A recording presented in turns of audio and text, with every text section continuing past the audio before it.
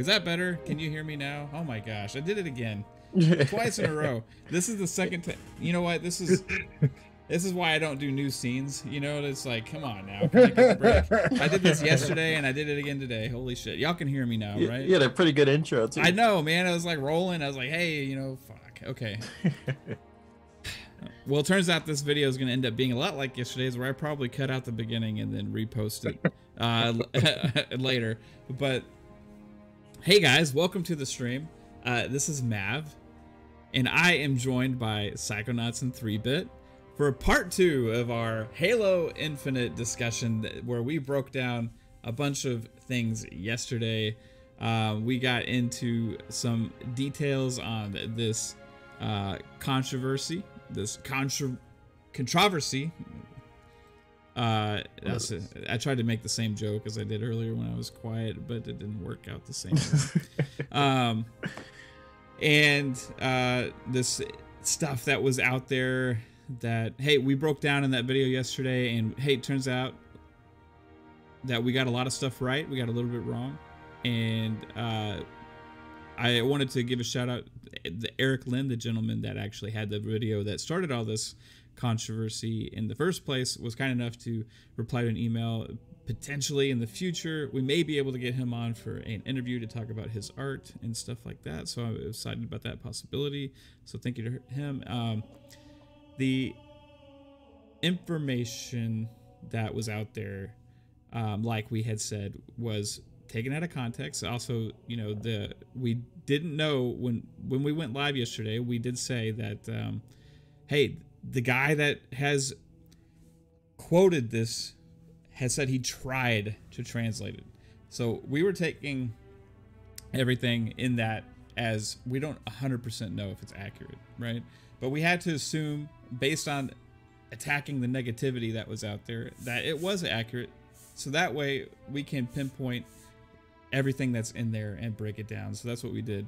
So I want to officially, one thing, offer this man an apology from myself, because he's not a disgruntled employee like a lot of people have been led to believe. In fact, he was just trying to make a video to encourage people to go for their dreams and art direction in the gaming industry and become an artist and to go for your dreams. And that was the point of his video, that everything was cut from, and we were only translated specific, like, go for your dreams sections. But here are the hard bits of it. Right. And then they were like, okay, screw the dream part, let me just take that bit out of context. You know, that happens a lot. So context is a very important thing, and if you have a big thing and you only take pieces away from it, and you can paint them in whatever light that you see. Now, even with the excerpts that were pointed out, if you watch the video we had yesterday, there wasn't anything really bad even in what was taken out of there, except for people's opinions on the couple of things they tried to push as negatives, and it spread like wildfire throughout the community. There was articles written about it that started painting Halo Infinite in negative light. There was one particular person that is using this to potentially push the agenda that they have of their own personal book that is coming out in a few days. That is a theory that I have personally, because, hey, guess what? They pretty much said it themselves that they have a project coming that pretty much highlights the stuff that this was being said in this post. So the point of this today is to clarify, because he has released another video basically saying, hey, this has caused him a lot of stress the last couple days. He's been having panic attacks. He is had stress, worried about the future potential with future clients, the future with three potentially with possible work, and other things. That he works with certain affinity right now, right? So they are very closely related with Halo. So as a guy that's in the industry, all of a sudden his words are taken away, and now he's worried that he thinks he has the worry that people will think he's trying to smear them, and that's not a good look if you're looking for a job in the gaming industry, and that's not what his intentions Gaming industry were. is very small and very easy to get blacklisted. Yeah. I hope that people that potentially heard this see this second video where he actually has a voice over with English for us. So we completely get the context of where he's coming from. Yes. And he goes into things that were very important because one thing that's been picked from these original statements was where somebody said, "Oh, crunch confirmed," right? When he said that people work late on the job, right? And hey, guess what? That's pretty normal. And what he was saying is like that's their choice to do that. They're not being forced to. It's not crunch, right? So potentially somebody going to be using these things in a book or whatever. I'm not sure exactly what is all going to be in said book or article that people are working on involving 343. But to share this post without any context or follow through on actual journalism work when you have a big platform, to me is a potentially irresponsible mistake, which Mr. Lin as well has also said in the public about these other articles that are painting things in negative lights. He has not been contacted by any of these journalists or articles as of the time that he posted that video to actually clarify what his statements were. In fact, guess what? It was very easy for me to look him up today and send him an email, and he responded to me within 10 minutes. Wow. So, guys, this man is not very hard to get a hold of. It was a simple Google search.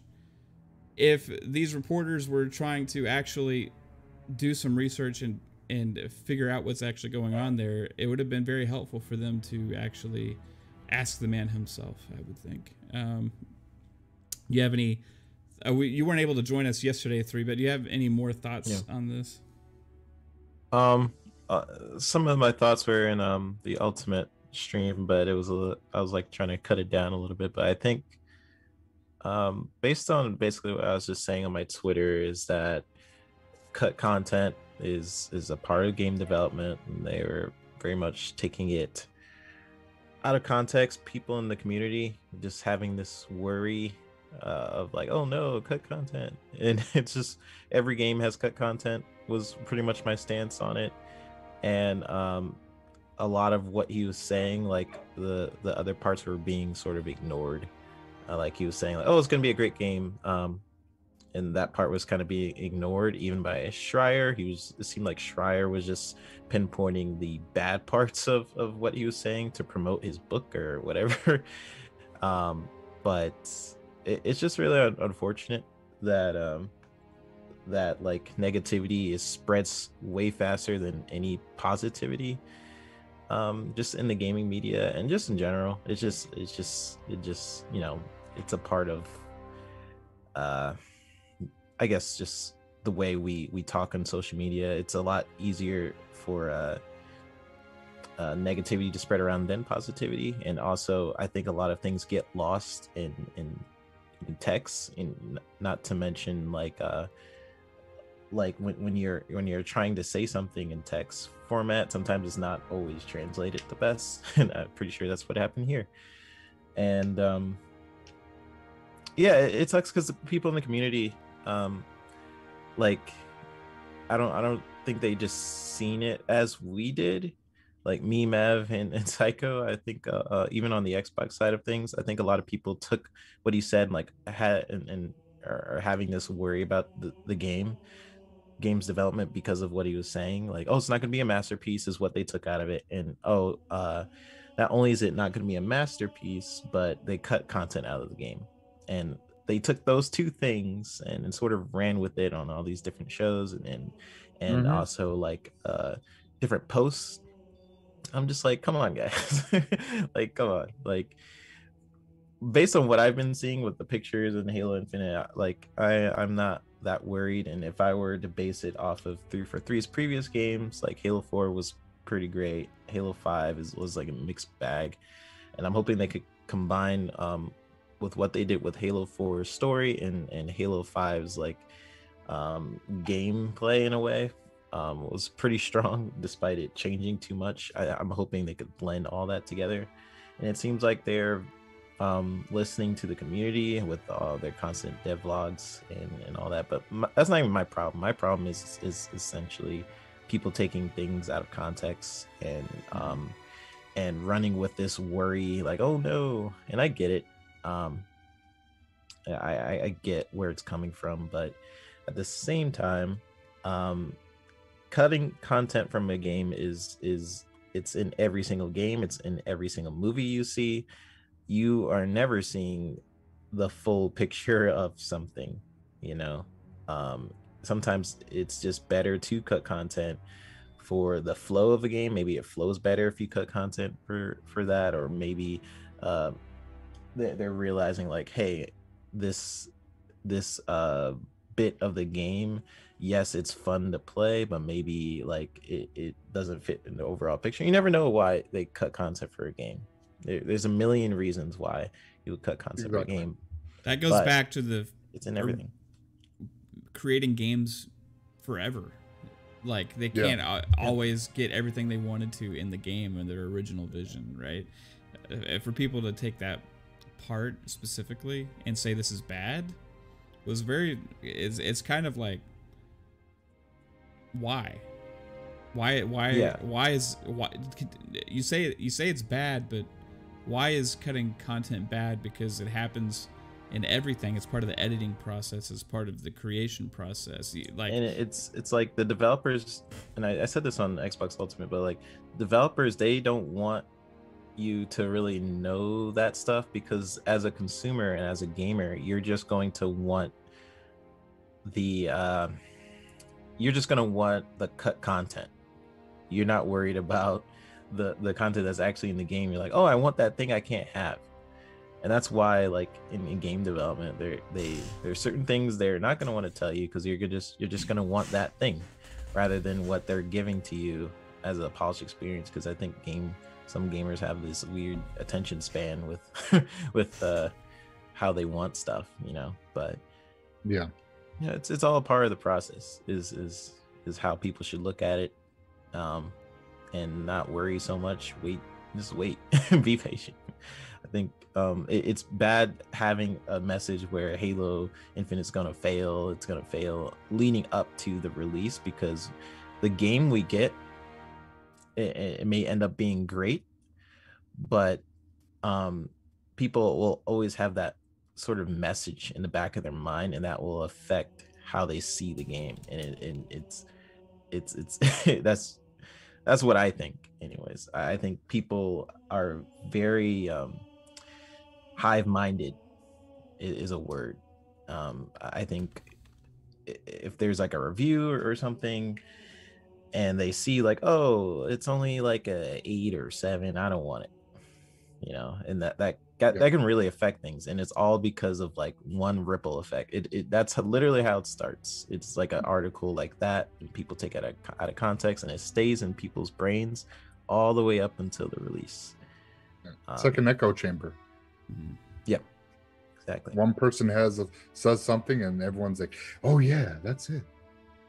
Yeah, exactly. How damaging or how upsetting is this kind of stuff sometimes from the actual devs who are passionate and are there working on the game, when you see like your work currently kind of thrown under the bus, so to speak, with like some kind of false negatives that get thrown out there, and it kind of spreads like wildfire, right? Like you're sitting there knowing you got this game coming out in a few months, right? And all of a sudden something comes out and it's like, what is everybody even talking about? You know what I mean? Like where is all this negativity coming from? We just had everybody excited because of all this awesome stuff that we've been doing and showing them with these Halo Waypoint updates. And then the other thing comes out, right?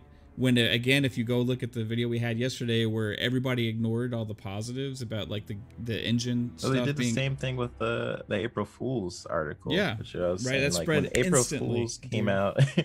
when they said Halo Infinite was going to be delayed for April Fool's, those articles jumped on it like immediately. Yeah. And that just goes to show you like how much they want this game to like fail in a way, and they're just waiting for that little that little article. Jason Schreier, he's definitely waiting. he's waiting for that little article. Oh but yeah, to go to the reset era for this kind of post was Yeah. kind of like It's kind of disheartening. Stretching.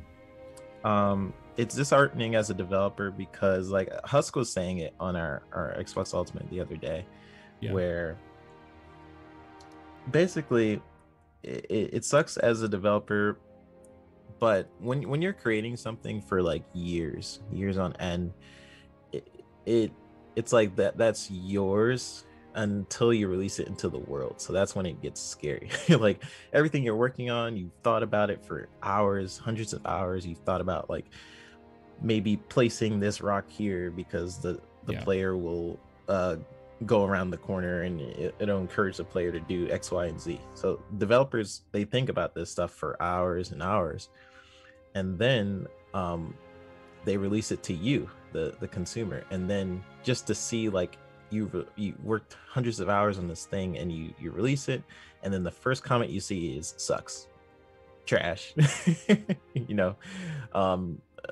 first one was better. That can be the toxic side of the gaming community. But you also have to think about like Twitter and even YouTube is a smaller portion of like it's like the people who are voicing those things are very loud, and unfortunately they're a majority of what negativity message that usually brings. But there are people who really enjoy it. They're just not as loud about it. They're just like, oh, I really like this game, this is really cool. You just don't hear them as loud as the negative, like trash Fortnite kids, right? Yeah. But yeah, it's disheartening as a developer to go through that, but it's unfortunately just a part of the development cycle. Like you work on something for a while, for years, and then you release it, and it's no longer yours once you release it out into the world. It is someone else. It is the gamers, it's the consumers. You open it up to criticism. So hey, thank you Stubbs for the $1 super sticker with the drooly face. That thing made me chuckle a little bit. Yeah, so like this is a thing that happened, right? So yeah, for a lot of people, the other side of this is they're never going to see this like explanation video. They're never going to see an explanation from the people that were all of a sudden concerned. They're never going to see any of these things, and all they're left with is that moment in time, and it leaves an imprint in the brain, right? Of like, oh yeah, there's crunch at 343 right now. There's all this other stuff. But then the original even thing that was put out there said, hey, the engine is like, it has all these features now that wasn't in there when that gameplay demo came out. The workflow is actually improved since they had all those problems before, right? There's a bigger, richer gameplay. The story is improved. There's so many positives that you can take from this if you're a Halo fan, right? And if you're excited for this game and like take away these takeaways that I haven't heard anybody mention, right? And there's no impression left from that stuff. The only impression left is the negative, right? And why now this goes into like a human psyche thing, maybe. Like, why is it that it's so easy for negative information, even if it's not negative, to be painted in a negative light, and then also to spread so easily when there's other useful positive information in the same thing, when you can actually maybe even say it outweighs the negative? That's completely overlooked and not even mentioned. Is that why there's so many negative articles about everything? Because that's what the audience wants, right? Like, it's just a unfortunate thing And I don't know if it's anything anybody can do about it, because I saw a lot of things from people that I respect and like that are all of a sudden making similar posts and stuff and concerned. And I think it's just human nature. I was saying that, like, you know, oh my dog. I think a lot of them were doing that to appear not as biased or whatever, but I don't even think it's about that. I think it literally is about like how fast negativity can spread, and also taking things out of context, because that's not what he was saying. If you were like to go back and look at what he was kind of saying, they just kind of took the bits. Oh my gosh, my dog. Took the bits of like, hey, I don't think it's gonna be a masterpiece. They took that bit and like that's what the content creators were like worried about. They're like, oh my gosh, look, he said it's not gonna be a masterpiece. Like, right. Like really? Yeah. Like what we said yesterday is like, what creator says that about their own work or anything that they worked on? First off, and second off, is this again is one person's opinion on a team of thousands, right? And well, his take with the whole thing with it's not going to be a masterpiece was really with today's video that I watched. Yeah, he said the reason why he said that it's not going to be a masterpiece set expectations, because he doesn't want to set that expectations so high that if it's not there, then people have a negative light at it. So that's what he was trying to say, and people took that out of context and ran with it, and we had what we had from reset. Yeah, and so they take this like, don't expect like something that's going to be like this masterpiece, right? Like, but it has bigger gameplay, richer gameplay, and all this stuff. Like, but when you take that and you rephrase it and like you quote it and you say it in a way like, this is not going to be a masterpiece. Yeah. Right? It's like that's what some people hear in their head, right? This is not going to be a masterpiece. Don't expect it. Don't get excited, guys. Come on now. What are you doing getting excited for this? And that's not what this is. That's not what this was. I think 3-Bit got eaten by his dogs. He said if he pops out randomly, it's because his dogs have eaten him. And he'll maybe come back when he gets shot out. But as far as it's like Pong was saying last night on Xbox Ultimate, like people need to relax and stop the like concern about stuff necessarily when it's nothing there that's actually viable. Now I understand actual criticism. I understand criticism when there's something tangible and real to criticize. News that actually breaks from one of these companies, some game that's monetizing things in an absolutely horrible way. There's a lot of different things we can criticize and critique, but from just an unfinished game that's in development that we've only seen one glimpse of and only had positive things from the community over a period of time, to pick apart something so random like this and it spread like that is just so interesting to me. You know what I mean? It's like it's kind of like I said before, it's like a human psyche thing in a way.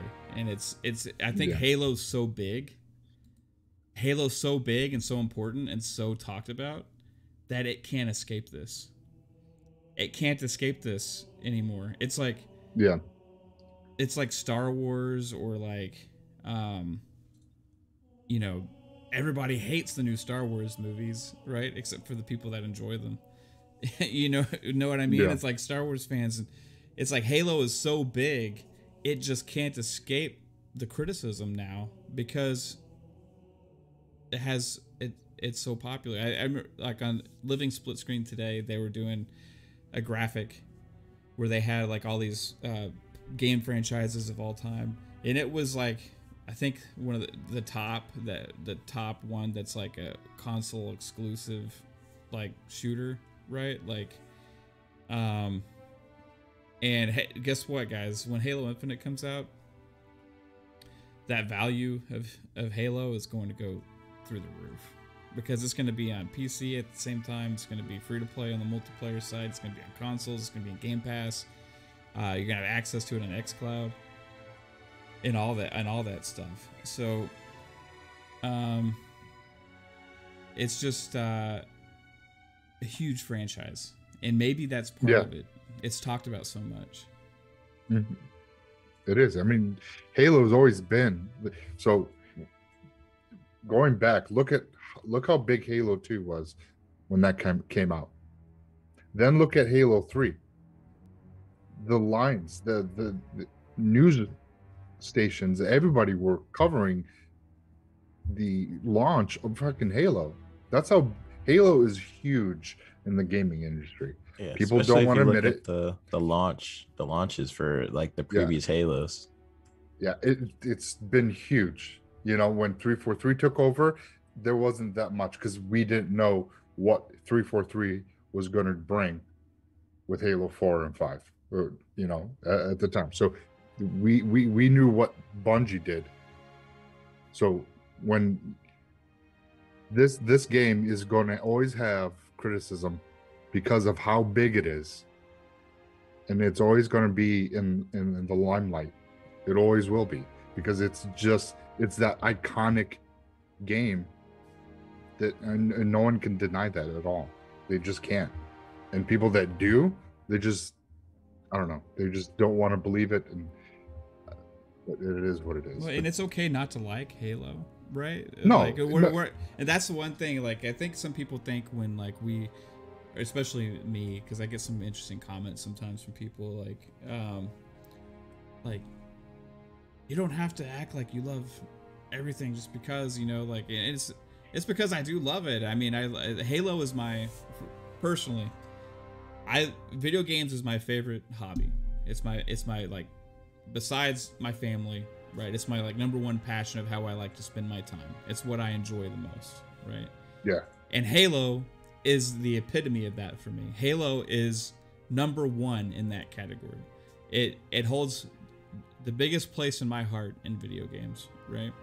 And so I am going to talk about it very passionately when I talk about it. It's probably going to come through because I do love it, right? And some people can take that as like, I think everybody has to love Halo or something because I'm saying how amazing it's going to be. And, no, that's not what we're saying at all. But exactly, it's okay to criticize normal criticism, but things like this is not normal criticism. Things like this is not at all. And Halo has a problem with people in general having this like attack mode against it for some reason, right?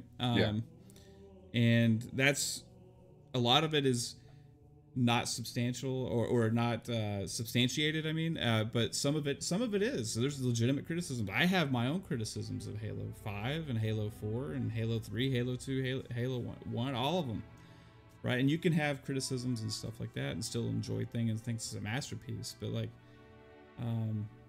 to have like the criticisms that came out from something so vague and random as that it's not good for gaming. It's not good for journalism. It's not good for the community, right? And that's where I was coming from yesterday with the video, and also with my tweets the last couple of days. Yeah, I think most of us at an Ultimate, we're just I think we're very different in the sense where I just have a tolerance level. Like, I will play anything, right? And I just want to have a good time with like friends, and like Halo is like very close to me as a creator. And I think I'm in the place my life where if there's anything negative, then I'm just not gonna message about it unless it like unless someone else is bothering someone else I like. I just don't comment on it. And if it's not something I'm passionate about or whatever, then I just sort of step back from it. Like, okay, I'm just not interested in it. But I know people out there who are passionate about X, Y, and Z. And like Mav was saying, it's fine to be it's fine to critique. You know, I think critiquing is a way to make things better, for sure. I think it creates this sort of discourse where developers and gamers are sort of on an equal level, as they should be. But there's also a point where people have to realize where you're not critiquing something by saying something sucks, and you also have to think about what message are you bringing to people when you're just taking bits out of what someone is saying, who's basically trying to promote people to go into the industry, and he's very passionate about being a skybox artist and his artwork, and he's being passionate about those things and trying to be realistic, like, hey, there are things that people might not like about the gaming industry, but overall I think this is what I do like about it. And people just take the bits where, like, oh, he said this game is trash. Let's just say that's not what he said, but I'm just saying, where people take the bits of context of where he's saying this game's not going to be a masterpiece, and you run with that rather than look at it from the whole picture, because this is one of those things where you look at the whole picture of what he was saying. It's just unfortunate, like that. Yeah. But that's social media to me. Like, I think Twitter and well, we'll just say Twitter, I don't think it's the best form of communication, and I also think there's just certain things on social media that aren't the best forms of communication, because things get lost in context with words sometimes. But you know, I think Halo's going to be great. I'm optimistic about it, but if it's not, hey, then it's not. But it's always good to critique something, but just remember that things also always have a way of turning to be naturally negative, because negative is the primary thing, unfortunately, with games coming out nowadays. Like, rather than praise things, the first thing on people's minds is like you're proving them wrong, why they shouldn't play it, rather than like celebrate it for what it is. Yeah. So yeah, no, I just wanted to say, you know, really just put on, like, say I'm sorry to Eric Lynn, because yesterday I kind of did, you know, say that he was disgruntled, and after watching the video today, he wasn't disgruntled. He was very passionate at what, you know, and genuine. I mean, the guy was upset and hurt by what was put out there and misinterpreting what he was saying, taking things out of context. You know, because he even said, like, his last day at 343, he was almost in tears. So that he wasn't a disgruntled employee at all, and he was a very passionate person. He was just putting out a video to tell younger artists, hey, if you want to get into this industry, go for it. That was the whole thing with this video. And somehow they took crunch and the Halo is not going to be a masterpiece out of the 15-minute video. It's insane. It's crazy. You know, if you guys have not watched it, I'll put it out on Twitter, and you guys watch this new video, and it's you can see it in his eyes and how he's talking, that he was genuinely hurt by what was said, and taking his comments out of context. It's sad that, you know, the some people in the community, you know, ran with this, and, you know, for me, I didn't like it. Yeah, that they did that to him. And I'm just gonna sort of pinpoint on what Victor is saying.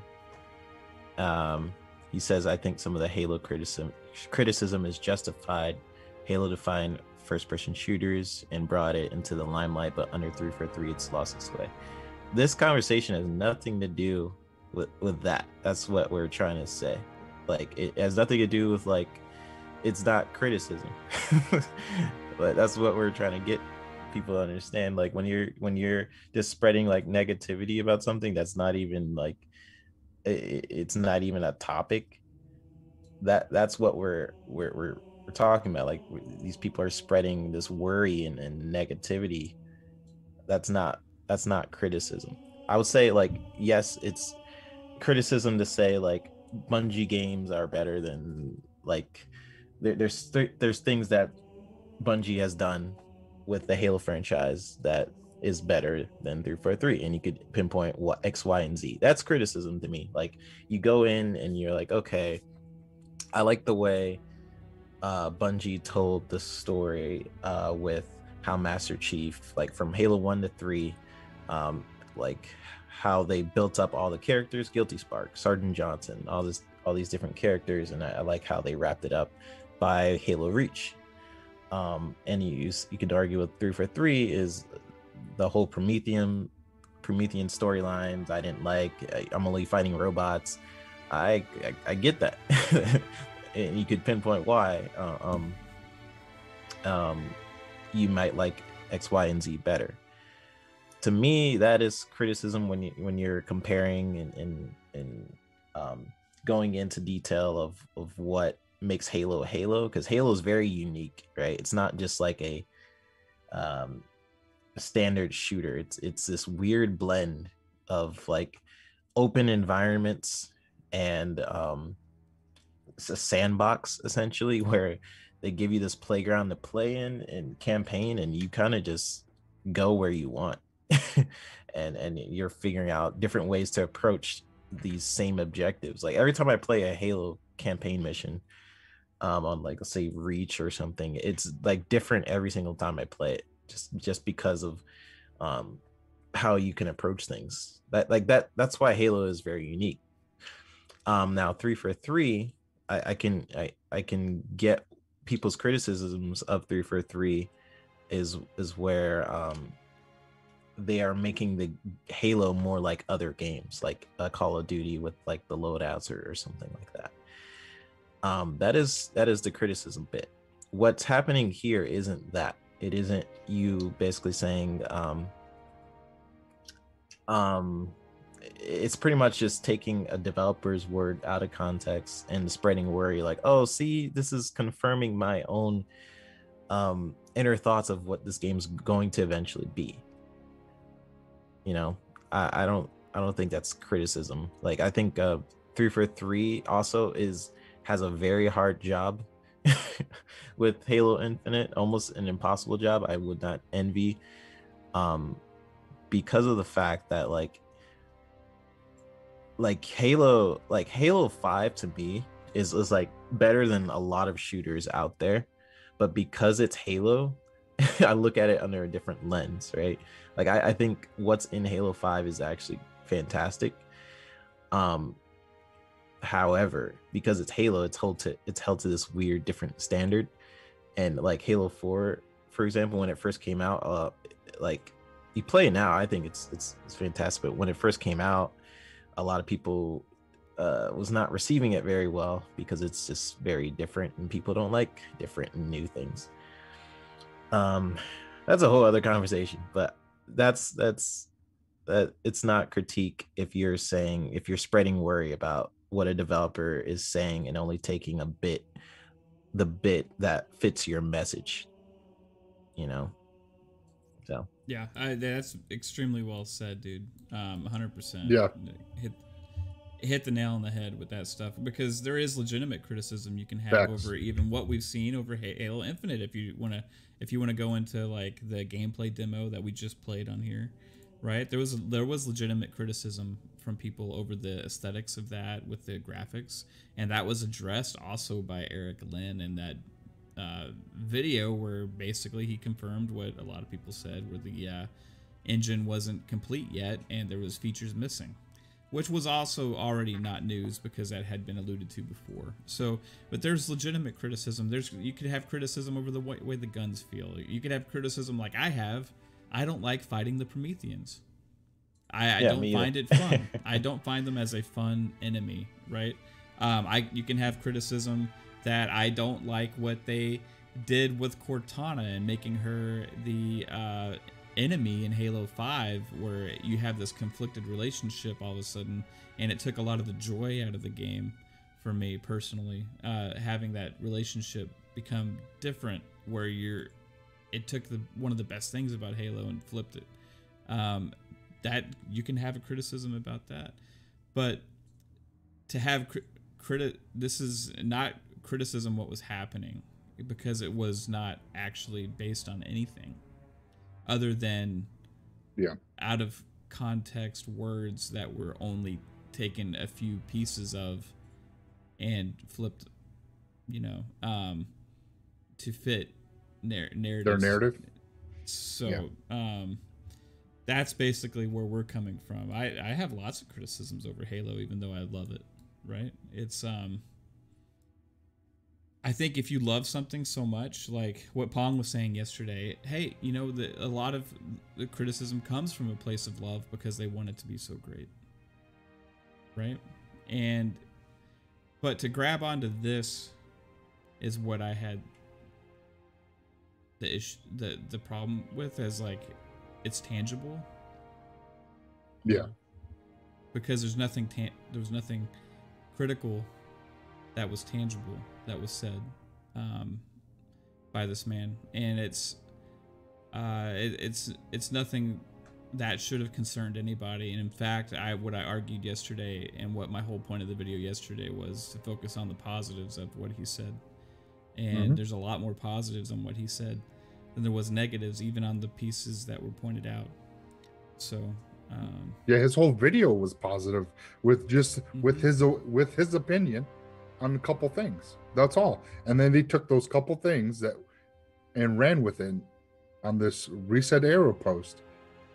And that's what it's just still mind-boggling that people in the industry took it to post it, to make it their narrative for something that they're about to release, because it fits my narrative, so I'm gonna post people it. Wonder why, like, people just, like, developers just don't say anything at all. Exactly. Like that's exactly. NDAs exist for, it's not just for like releasing gameplay details, it's to fit the marketing for these games, because the one person accidentally saying the wrong thing in the wrong way can completely spread like wildfire, right? So Psychonauts, like, did you have any other takeaways from the video he released today, like, that stood out to you? Other than he was genuinely upset by how everything was taken out of context. I mean, that's the biggest thing that I took from it. That the guy was genuinely upset. Like you could hear it and feel his emotions talking about it. It's almost like he's like, why am I even talking about this? Because there was nothing there. Yeah. At all. I mean, the very beginning of the video, he's staring off in the distance, like, okay, I'm about to, here we go. Because why was this a topic? And he just didn't like news sources taking things from Reset Era and trying to make it factual and to spin it. And he was just hurt by this. And because he doesn't want to be pretty much, he doesn't want to have a bad name pictured in the industry as, he's a disgruntled employee, which he truly was not at all. So the other thing was that he was, one of the things that people took away from this was, where I think some people that tweeted this out originally were going with this, is about crunch as well. Yeah. And there was no crunch. He basically was saying that, hey, this is like, people's choice and working on their own time of what they wanted Yeah. wanted to do, and they're putting a lot of passion and effort, and it's long nights and hours to do a job like this and stuff like that. And if you are and that's what a lot of their choices were. But you he's don't not see saying that any- as a tagline. Like no. a interesting tagline to me would be like, wow, developers get to choose their own crunch.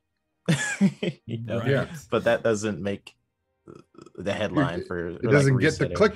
It doesn't get the clicks. Like he even said, it doesn't get the clicks. He's like, I was so zoned into doing my work that I forgot to take a lunch. And that happens. I mean, 3-bit, you probably have done it yourself. I mean, I know I did. Yep. When I worked at the steel factory, when I've I done was it too, in man. I was in my freaking zone. I was like just wanting to get this job done, and then Yep. I'm like, oh crap! I'm like, I just missed my break Yeah, because I was if in you're the zone. and if you're It passionate about it happens. too, like We're if you're passionate human. about it, Yeah, we're exactly. human. Yeah. It used to be a big problem with me actually, where I would get, and Kate would get so pissed off at me because I would like leave, or this is when it's like really busy with my job, right? I would leave at like 7 to 8 in the morning or whatever, and then I wouldn't get home till like 7, 8 at night, and I always planned in between appointments or meetings to stop in somewhere in between and grab something to eat, but just I'm constantly running late to each thing I have to be at, and I plan on, okay, I'm just gonna stop at whatever I can see, on my way, but then there's just nothing there, right? So I end up not eating anything for the entire day, and then I get home and I have a headache, and I'm a mess and I'm starving, and then she's like, you didn't eat, you got to make time to freaking eat, dude. And I'm like, I'm sorry, I tried to. It used to be a problem. That's human nature when you get busy and Yes. and it doesn't even necessarily what industry you're in. Now if you're forced to do it, that's the thing. And I think retail work, and specifically, is forced crazy overtime a lot that they don't get paid enough for as well, like retail managers and stuff like that. So it's not just a video game industry exclusive problem. No, and it's everywhere. It's in the movie industry. It's kind of everywhere. That doesn't make It's it work. okay. It's just work. Right. It doesn't make it okay, but this is not even what was happening in this situation. This is not what his comments were implying whatsoever. This was taken completely out of context in that feed, and it said crunch confirmed ? Is what somebody put on there with the frowny face. Like, it's just like, sad. what do you think the that intention of saying that is? I You know, don't know, man. the intention is to spread negativity. But like, if there was crunch, like, then okay, like that's probably bad. But at the same time, it's just to me, like, maybe it's just because me as a developer, I've seen, like, I've had to do crunch. I think it's great when developers, like the new thing with certain studios is they are like, here, take your break, like, stop working and X, Y, and Z. But sometimes developers just get so into their work, you forget to take a break, or you just like really in the zone. And that's kind of what he was saying in the article, if I'm not wrong, Psycho, right?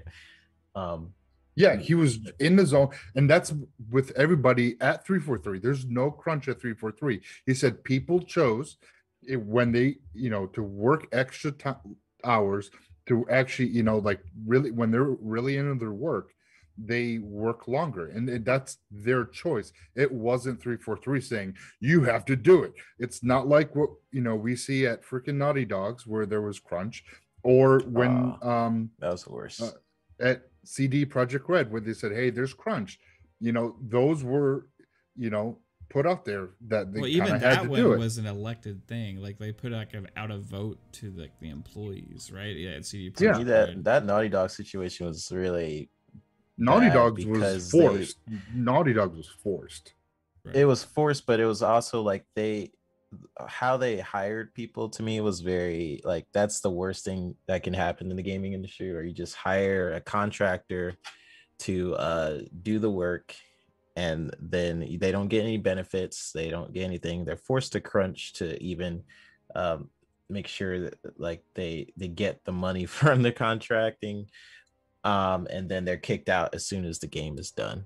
Like that kind of, Yeah, that's the worst to me.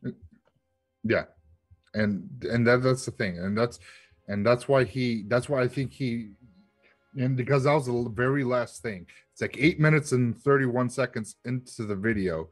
That's when that's pretty much the last thing he wanted to talk about, because that is what made him the most upset, was people saying there was crunch at 343, which was pretty much a lie. There is no crunch at 343.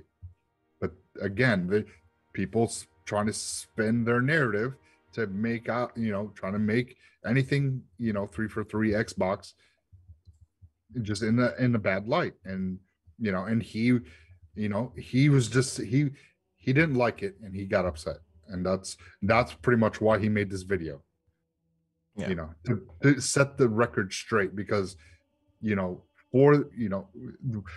as the people have to put it out there, and with this video, and that's why we're making this video, to put it out there that, hey, you know what, let's talk about this, because what we saw with Jason and what Reset Era put out there, it's not true. So he came out and he had his video, and like what Mav said, is this going to get out into the mass media? Is it going to go out there to the public? Probably not. But that's why we're talking about it. Yeah, and maybe it feels like in certain ways where maybe we're an anomaly in this situation, where we're seeing it from a different point of view, because I've seen a lot of worry, like, but to me it's not that serious. Like, wait till you see more to be worried about, rather than pick apart a few words out of, like, he said a bunch of different positive stuff about it, and he's like, oh yeah, but one more thing, and then he says like one negative thing, and then people are like, see, look, it's not a masterpiece. It's not a masterpiece. See?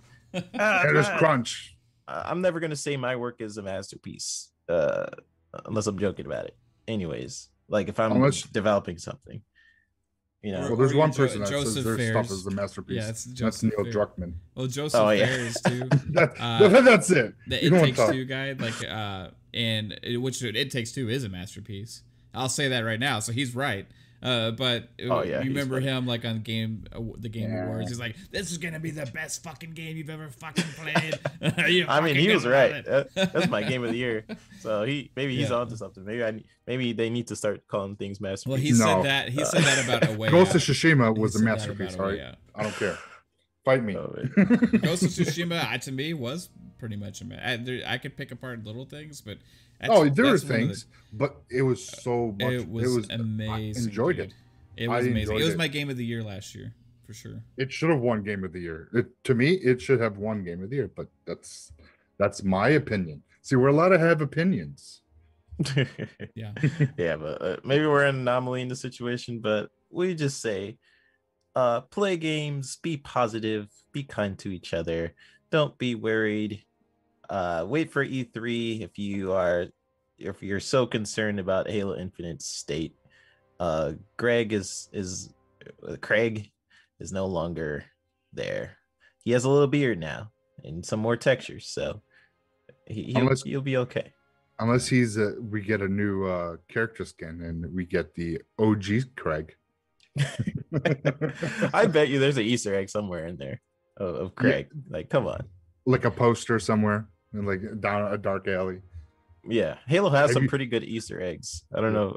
Have you seen this man? And it's Craig. Yeah. So just wait for E3 for your concerns, everybody. It's going to be okay. It's next month. Next month, from the screenshots and from what I've been seeing, I am hyped for it. I think people shouldn't take my being hyped for it as a way to spread a thing like, oh, he's just a fan of it. I think it's not damage we're all control. pretty fair. It's unnecessary damage control. Yes. Like Right, when I like- if there is something to be concerned about, I will I will be concerned about it. But this is not it.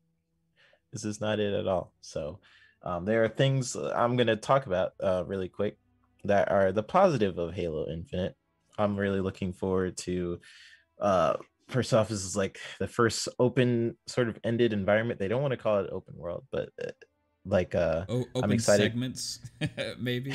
Open segmented. I don't know. Yeah. Looking forward to seeing what that means for Halo. They have like a day night cycle. The night, at night you have like certain people there asleep. Maybe they're they're like the grunts are asleep or something, and then you have like jackals light up at night, and like luminescent whales. They were saying you have like different creatures, and they do different things to change the night environments. It has like certain weather. Let's just that stuff I'm excited to see.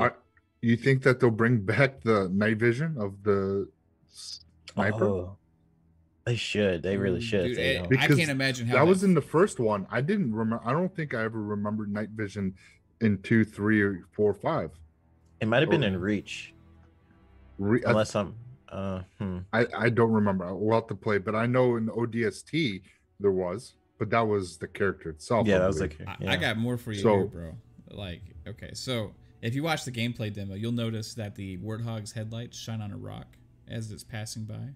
I can't wait to see that Warthog at night with the light Oh shining. my god!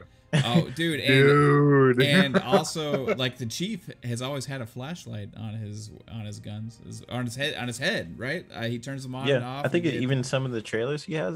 So I can't wait for that too, man. That day night cycle. Oh, dude, you're so on point with that.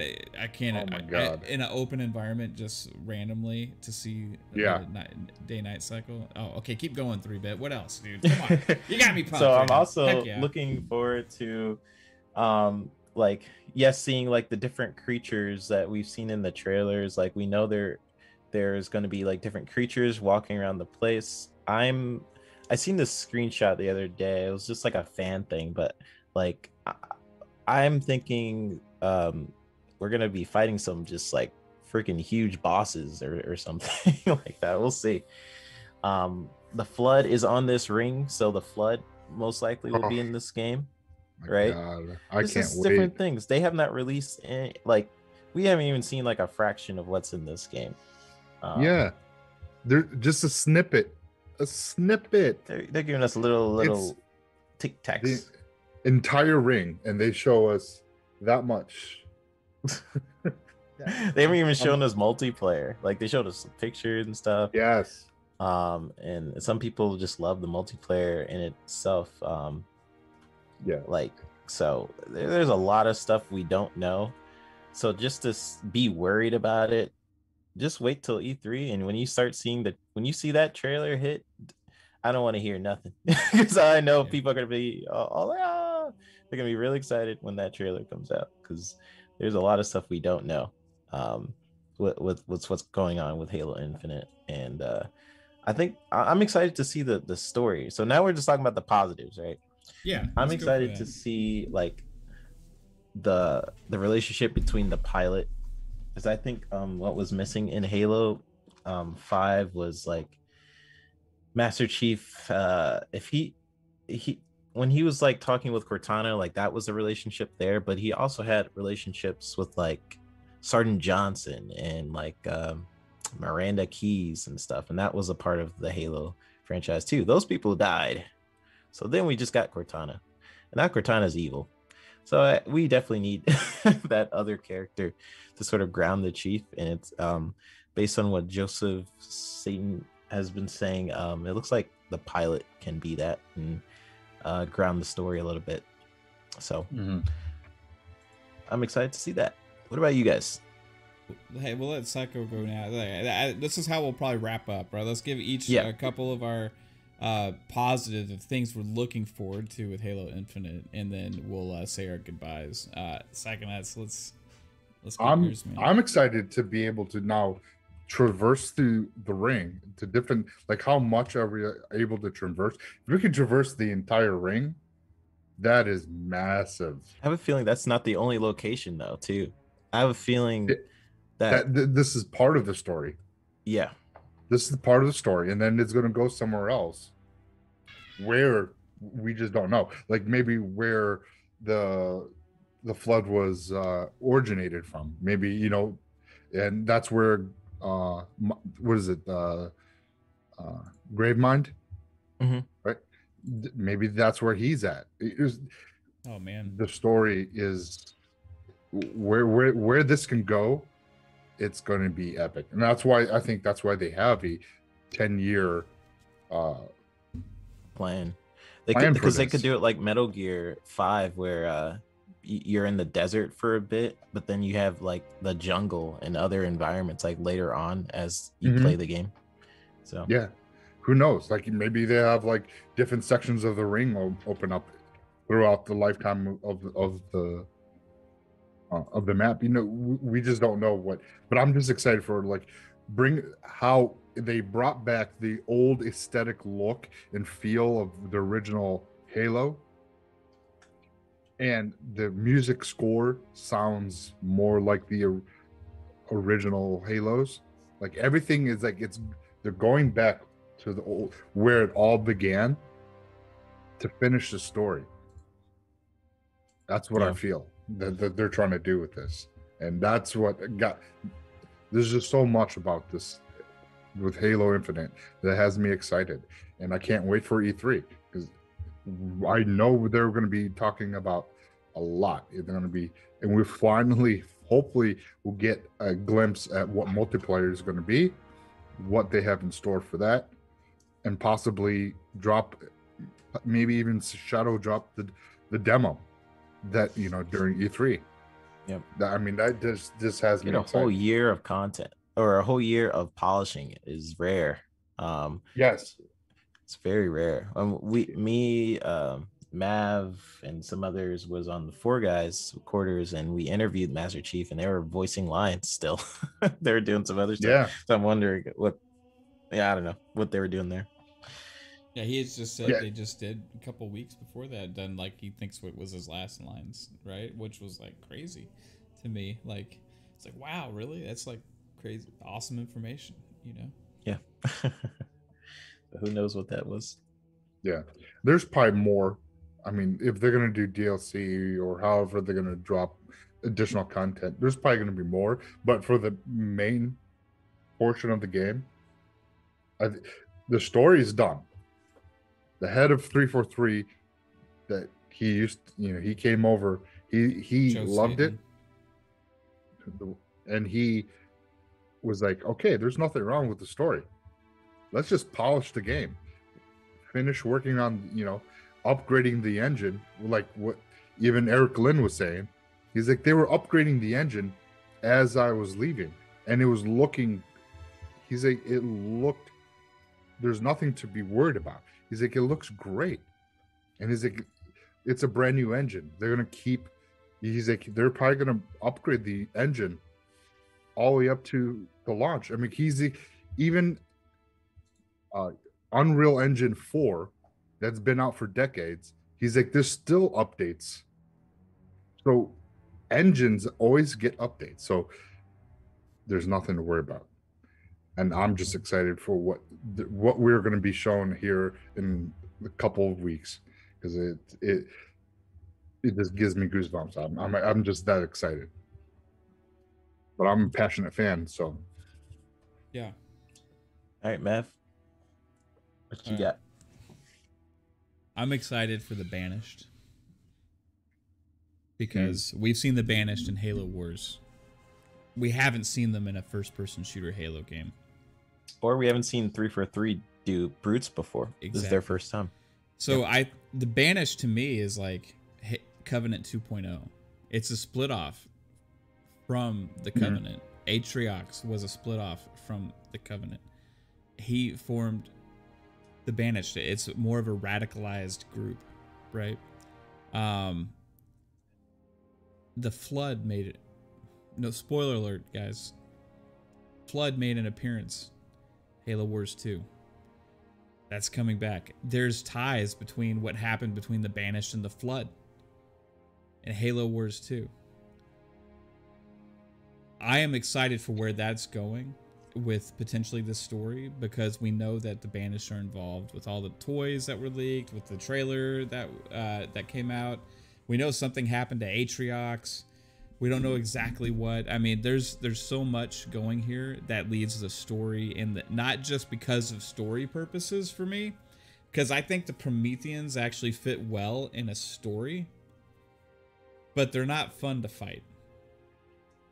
You lose that almost like personality. You lose that personality that the Covenant has when they are talking, and the little chatter, and they have personalities, and it's like it makes the fighting more it has more weight, right? It has like it's more important, like you're fighting in a war against actual people, even though they're not people, they're like aliens, right? But it just makes it more important. When we're fighting Prometheans, it came across as like emotionless. Covenant was like afraid robots. of the Banished. Right. They were like, they tried to kill Atriox multiple times, and they're like, you know what, we're gonna leave you alone. Yeah. We can't reach you. So it's just like I want to. The Banished is number one. I can't wait for them to be the enemy. Right, I've been waiting for a new enemy like this to be introduced in Halo ever since Halo 4, when the Prometheans became the main protagonists in the middle of the game. Then we got the other thing that I'm most excited for is the fact that they have said this is a 10-year plan. My mind, because what happens then is my mind swirls with excitement of possibilities for the future, and when I see like that, and I know that they're going to support this for long term, and that's the plan going into it, is like a long-term support. I have a lot of hope, because Halo 5 didn't get that. Right, Halo 5 kind of got it, but not like what they're talking about and what their plan is with this. Right, this Halo 5 to them came across as a little bit of a mistake, and they think that they failed because of the reception of the game, because the popularity kind of waned on it a little bit. They think it was good with multiplayer, but they didn't hit all the check boxes. Bonnie Ross said that herself.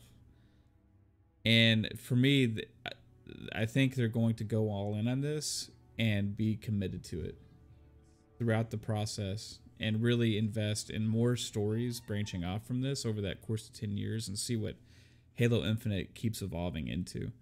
If you play the Master Chief Collection now, it's not the same game that was when it released, right? If you play a lot of games that are more open like this, like Destiny, you know, I'm not saying this is Destiny clone or anything like that, but if you play Destiny 2 is, or 1, is nothing like it was when it released, right? Like, yeah, it's the possibilities of this are huge with what Halo's going to evolve into. And the other thing is the hitting so many platforms day one with the ease of access into the world of Halo now, with Game Pass, xCloud, Steam, you know, Xbox Store on PC. This release for Halo, you know, I hear my daughter going ham in there. Yeah. Again. Yeah, she goes crazy on the weekends. The release for this is going to be played day one more than any Halo in history. Yeah, they're opening it up. And so I'm excited for new people to jump into Halo, and like it's now free to play. So seeing new people jump into that, and people have to think about MLG was founded on Halo. Yeah, there's just so many things Halo like started. Basically founded Xbox Live. It was one of the first games to limit guns to you just having like 2 guns and that's it. Dude, they invented matchmaking, bro. Matchmaking, it's just so much. So just to, I grew up with that stuff, and it like introducing Halo to a whole other generation is just like it's gonna be great. Either way, I'm excited for that in itself. Yeah. at some point when things kind of ride a wave, right? Halo had hit a pinnacle with Halo 3, and then it lost a little bit of its luster, and it's been kind of going down. It had been going down, and it lost its cool card for a while, right, with a lot of people. But sometimes what's old becomes new again, right? Yeah. And popular again. And I feel that wave rising with Halo again right now, and it's like it's a feeling of positivity that. And that's why I got so upset and was going crazy on Twitter and making that video yesterday when there's like an attack on that, because there was nothing there to attack it. Like, that was tangible, right? It's like, hey, if there's something real, give it to me and let's talk about it, because I'm curious about that too. But when it's not real, then it's just like you're just like I said, you're trying to shit in our Cheerios right now. It's just like, let's not do that, right? Like, let's just enjoy something, you know? And that's the direction it's going right now, I think. And I think hopefully with this video that it reaches enough people that the people that were influenced yesterday from some of that other craziness, it doesn't affect their decision too much. And then the other thing that is good with this is because of the ease of access and stuff, people are going to get to try it for themselves and not have to worry about the reviews or like what people are saying or like negativity from like whatever happens with this other book that comes out or whatever. I think people are going to get to try it for themselves and get to see for themselves and make their own decision. So I think that's becoming more of the place that we live in, right? As opposed to as necessarily the outside influences don't have as big of an impact as they used to, right? So we'll see how that plays into the Halo Infinite release. It's going to be the biggest Halo release ever of all time. And I'm excited for that, dude. Yeah. Good points, man. All right, let's close it out. Yeah. So, guys, hey, we'll do a quick shout out at 3-Bit. Where can everybody find you, bro? Everybody can find me on Twitter. It's the VGHD, stands for the Video Games HD. My YouTube channel is the Video Games HD. And I'm on several shows. I'm on Xbox Ultimate every Friday with these two awesome dudes, and Fun Pop also with these two awesome dudes on Thursdays. I'm on Xbox Factor with Mr. Boomstick at 12 o'clock earlier on Thursday, and that's pretty much where you guys can find me. I know I'm forgetting some other shows. That's okay. That's where you guys can find me. And right on, dude. Psychonauts, dude. Where can everybody find you, man? Yeah, you guys can find me on Twitter, Xbox Live, and Twitch at Psychonauts8. And I started a YouTube channel called Gamer Chat Podcast. Gamer Chat's one word on YouTube. Go find me there. And Thursdays, 10:30 Fun Pop, 9 o'clock Xbox Ultimate on the Fun Speculation channel on YouTube. And I'm always gaming, so hit me up and we can talk, chat, and play some games or whatever. What about you, Mav? Where can people find you? Well, everybody, you can find me right here on Fun Speculation YouTube channel, where Thursday nights we have the Fun Pop podcast at 10:30 p.m. Eastern. I appreciate you guys tuning into that. We have fun. We have talk about movies, TV shows, comics, and more. We also have Xbox Ultimate Podcast. It's Friday nights at 9 p.m. Eastern.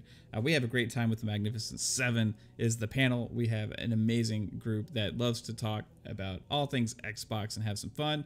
I appreciate you guys checking that out. It's kind of like our biggest show. It's like the thing that we started first, and we have an amazing time with that. So please check that out, guys.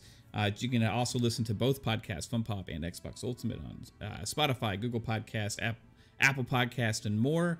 As well as you can check me out as a panel member on 4GQ TV on Thursdays at 6:30 p.m. Eastern.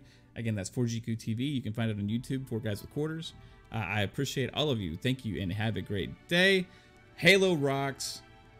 Relax. All right, bye, everybody. Take it Bye, easy. guys. Bye.